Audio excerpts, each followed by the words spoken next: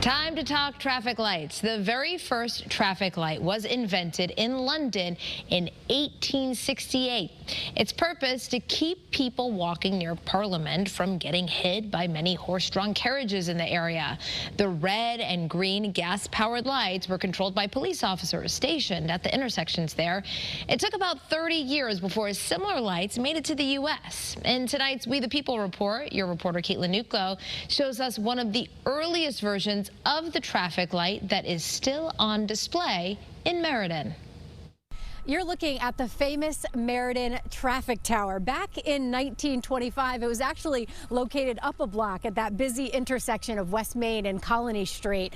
And it's actually the first traffic light in all of Connecticut and perhaps New England.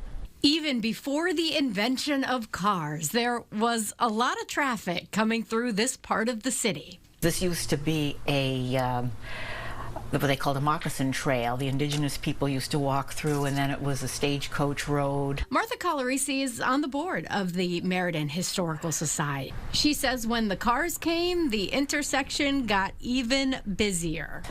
Because you had the foot traffic and you had the cars, and it was pretty congested. We had a bustling downtown with a lot of department stores, so people would walk the streets frequently. Meriden's mayor says traffic control was clearly needed, and for a time, a police officer directed traffic from the center of the intersection. But then a light went off and others went on with the September 21st, 1925 installation of this new electronic traffic tower. We had police officers that would, scale that ladder and would stand there to direct traffic. There was a police presence on the ground as well as in the tower. On one side of the tower, there is a single light positioned for pedestrians.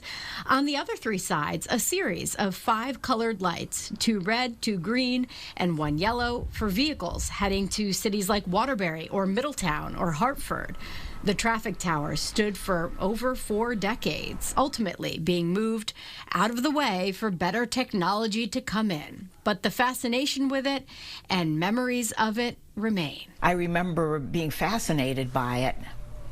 My parents used to drive through town. I used to look at it and, oh, what's going on up there? There's somebody up there. And if you're in Meriden, you can stop by. There's a plaque right here where you can read up on some of the history. Your reporter in Meriden, I'm Caitlin Nuclo, Channel 3 Eyewitness News.